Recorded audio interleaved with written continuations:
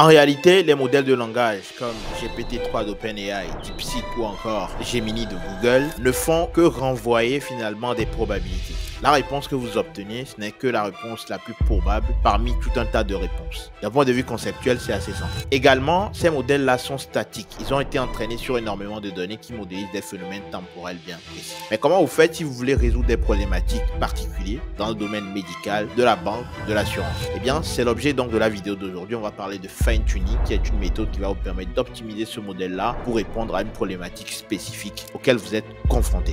Allez, c'est parti, générique. C'est quoi donc le fine-tuning? On avait parlé de ça en réalité dans la première vidéo sur l'univers de l'IA générative. On avait donc parlé de la deuxième planète du système solaire LLM qui est le fine-tuning. Le fine-tuning en fait c'est la capacité finalement de pouvoir entraîner donc le modèle Large Language Model, les LLM, sur des données spécifiques à des domaines particuliers. Typiquement, lorsque vous avez donc à disposition des LLM, vous allez vraiment le spécifier finalement sur un cas d'usage en particulier pour le rendre performant sur une tâche particulière ou un domaine particulier. C'est là où le fine-tuning est intéressant. Vous allez sûrement me dire, mais on a déjà entraîné les large language models sur un nombre hyper important de données. Pourquoi a-t-on finalement besoin de fine-tuning? On a besoin d'une fine-tuning parce que quand vous prenez par exemple ChatGPT, donc le modèle GPT d'OpenAI a été entraîné effectivement sur énormément de données, des données qui viennent des documents. Ça vient également des sites web, des blogs. Donc ça a été entraîné sur une énorme base de données. Donc il a une base de connaissances générale. Mais qu'en est-il, par exemple, si je lui pose la question, quel est le chiffre d'affaires que j'ai réalisé le mois dernier dans mon entreprise? Clairement, il n'en a aucune idée. Ou si je lui demande, par exemple, quel est le nouveau président du Mexique?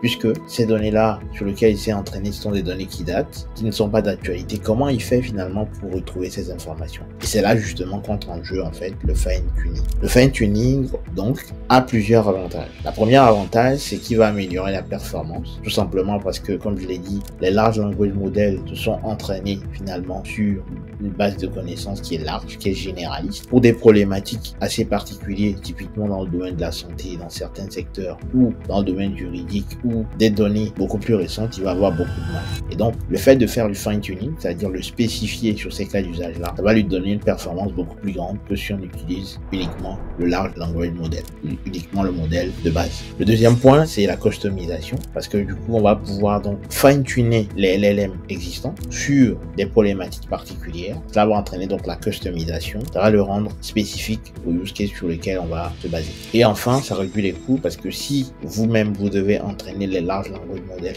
dans votre structure, dans votre entreprise, ça va nécessiter beaucoup de coûts, de ressources d'un point de vue matériel, c'est-à-dire d'infrastructures, mais également des ressources d'un point de vue humain. Et donc tout cela, c'est énormément d'argent et d'investissement. Et donc je ne pense pas que les entreprises ont assez de moyens pour pouvoir se le permettre. Donc ce qui est intéressant pour les entreprises, c'est de se baser sur l'existant, donc le modèle LLM, pour ensuite l'entraîner sur leur propre cas d'usage afin du coup d'avoir une réponse pertinente. Donc en faisant ça, on réduit les coûts d'infrastructure, également les coûts de ressources pour pouvoir créer ces modèles-là. Donc plusieurs industries finalement ont utilisé la possibilité qui est offerte par le fine-tuning pour pouvoir adresser des problématiques particulières. C'est le cas notamment de la santé où grâce au LLM on va pouvoir fournir des informations médicales précises. On va pouvoir également aider au diagnostic où on va pouvoir résumer également les données cliniques.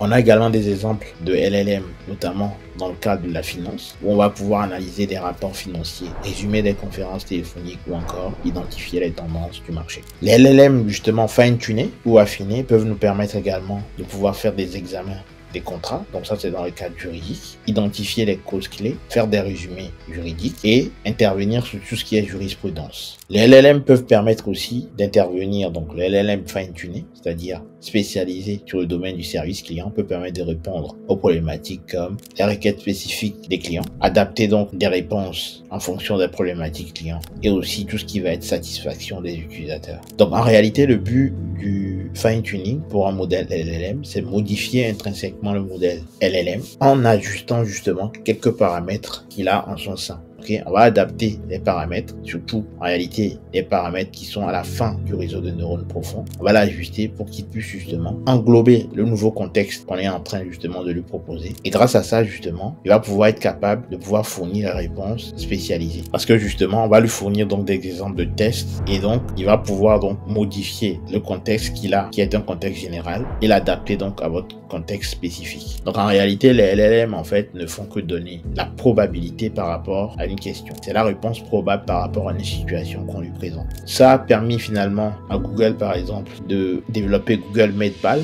qui regroupe des applications médicales qui fait des aides aux tâches cliniques et des connaissances aussi en matière de soins de santé. Dans le domaine de l'industrie de la finance, on a Bloomberg GPT pour pouvoir avoir des infos sur la finance. On a Meta Codelaman qui permet de générer et de compléter du code et prend en charge justement plusieurs langages de programmation. Alors quels sont les challenges? Les challenges justement, on en a parlé, c'est que le fine-tuning. Vous devez avoir énormément de données par rapport à la problématique que vous essayez de résoudre. S'il y a très peu de données, eh bien il sera moins performant. Le deuxième point, c'est que les ressources qui sont requises, parce qu'il va nécessiter effectivement des ressources de calcul pour pouvoir entraîner du coup, parce que là on parle des milliards et des milliards de paramètres et donc ça va nécessiter vraiment beaucoup de coûts. Ensuite, on a l'amplification des biais. Donc les ensembles de données biaisées peuvent aggraver les résultats, en particulier dans les domaines sensibles comme la santé. Le fine-tuning peut être très enclin à amener des biais et donc il faut faire très attention par rapport à cela. Et puis les cas d'utilisation sont limités puisque les agents en fait dont on parlera donc dans cette série de vidéos. Pour terminer d'ailleurs la présentation de l'univers du Bien AI, les agents offrent beaucoup plus de flexibilité et de spécifications, donc ça va encore plus loin finalement que le fine-tuning. Ce qui nous amène donc du coup à la troisième planète donc du système solaire LLM, j'ai nommé le RAG, dont on parlera du coup dans la prochaine vidéo. J'espère que ça vous a plu. Comme d'habitude, likez la vidéo, partagez afin qu'un maximum de data scientists puissent en profiter. Abonnez-vous afin justement